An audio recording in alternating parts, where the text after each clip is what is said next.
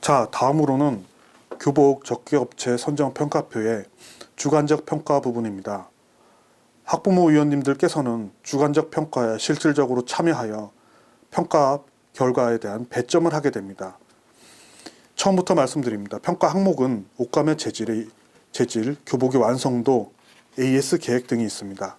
순서대로 말씀드리면 옷감의 재질은 옷감의 촉감이나 질감, 구김, 신축성 등을 평가하며 섬유 조직의 세밀함과 부드러움을 평가를 하시면 되겠습니다. 교복의 완성도 부분은 바느질의 꼼꼼함, 단추 지퍼의 견고함, 마감 처리의 완성도, 여윳단의 정도를 평가하게 됩니다. AS 계획은 사업자가 사전에 제출한 AS 계획표를 보고 점수를 평가해 주시면 되겠습니다. 이것은 무상 AS 의무기간, 출장 AS 가능 여부, AS의 편의성, 수선 전가의 거리나 신속성, AS의 내용, 바느질, 단추, 지퍼 등 세부적 사항이 들어가게 됩니다. 더 구체적으로 설명을 드리면 AS 부분에 있어서 업체에서 제출한 교복 AS 계획서를 보고 평가를 하게 됩니다. AS 지정업체의 주소지로도 평가를 하게 되며 교복 업체와 AS 지정업체와의 관계를 입증할 만한 계약서 등을 확인하고 배점하여야 합니다. 무상 AS 의무기간, 출장 AS 가능 여부, AS의 내용, 즉 바느질, 단추, 지퍼 등 세부적 사항이 되겠습니다. 다음으로 소비자 불만 처리 계획입니다. 이것 또한 업체에서 제출한 소비자 불만 사항에 대한 처리 계획을 보고 평가를 하시면 되겠습니다. 이것은 업체 하자에 대한 교환 및 보상 방안, 업체 불친절 영업행위에 대한 처리 방안, 재고 방안, 납품 적기 이행 계획 등 가료업증 착용 시 불편함 호소 등 소비자 불만 사항에 대한 처리 방안이며 이것을 보시고 철저하게 평가를 해주시면 되겠습니다. 다음으로는 교복 AS 계획서를 보시겠습니다.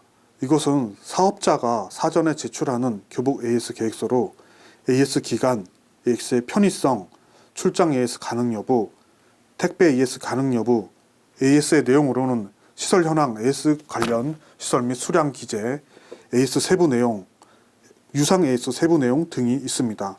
학부모 위원님께서는 사전에 사업자가 제출한 이 교복 AS 계획서를 보시고 점수를 배점하면 되겠습니다.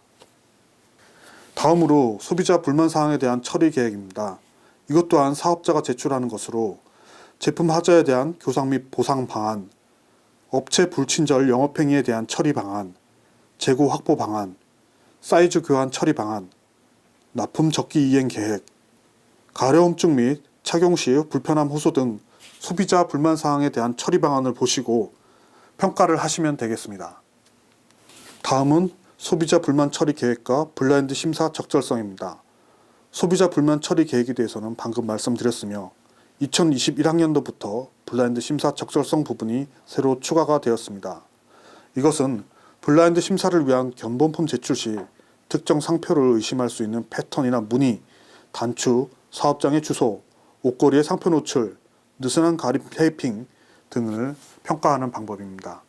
다음으로 교복 만족도 조사가 있겠습니다. 이것은 최근 1년 이내 교복 납품업체에 대한 교복 만족도 조사의 결과를 반영하면 되는 것으로 학부모 위원님들께서는 관여하지 않으셔도 됩니다. 다음으로는 또한 2022학년도에 새로 추가된 내용이며 교복 추가 구매에 대한 내용입니다. 이것 또한 담당하시는 선생님 또는 교복 담당자가 정확한 수치로 배점을 하는 것이어서 학부모 위원님들께서는 채점하지 않으셔도 됩니다.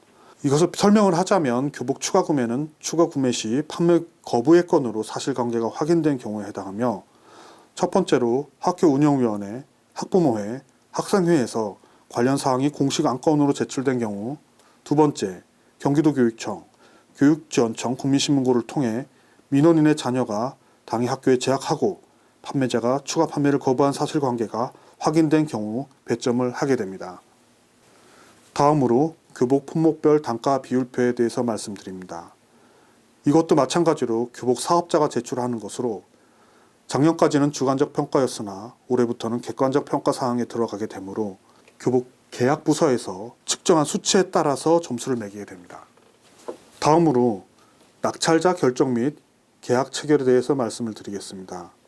품질 심사에 합격한 품질 적격업체를 대상으로 가격 경쟁을 실시하고 낙찰업체가 결정되면 계약 체결을 위한 검토사항 확인 후 낙찰업체에게 통지 학교 홈페이지 등을 통해 공개를 하게 됩니다. 낙찰 업체에 교복 견본품을 학교의 계약 기간 동안 보관을 하게 되며 계약 체결 시 계약 기간을 해당 연도 말일까지로 설정합니다.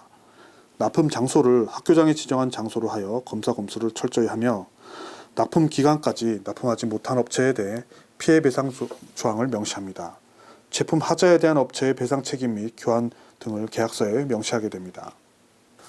다음으로 검사 검수에 대해서 말씀드리겠습니다.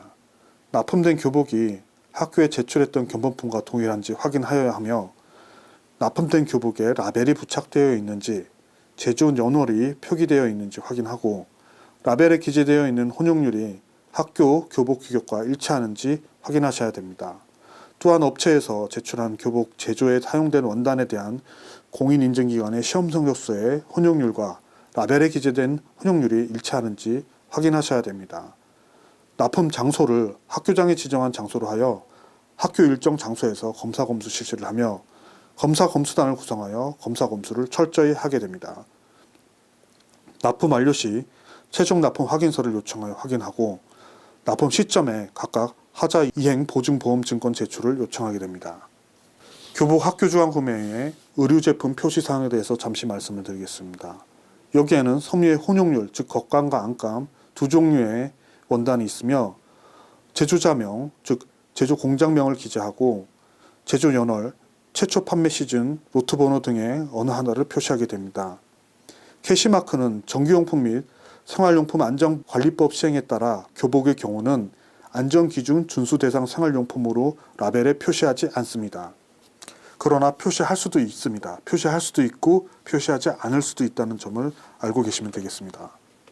다음으로 학교 교복 주간 구매 부분에 실제 라벨을 사진을 찍은 것으로 이 부분에서 저희 일반적인 일상복과 다른 점은 맨 밑에 보시면 별표 표시해서 본 제품은 몇 년도 제품입니다 라는 부분이 있습니다. 교복에서는 본 제품이 몇 년도에 생산한 제품인지 표시를 해야 되기 때문에 이 부분이 반드시 들어가야 됨을 알려드립니다. 다음으로는 평가 및 환류 부분으로 교복 납품 이후 교복 선정위원회에서 구매 결과 평가를 실시를 하게 됩니다.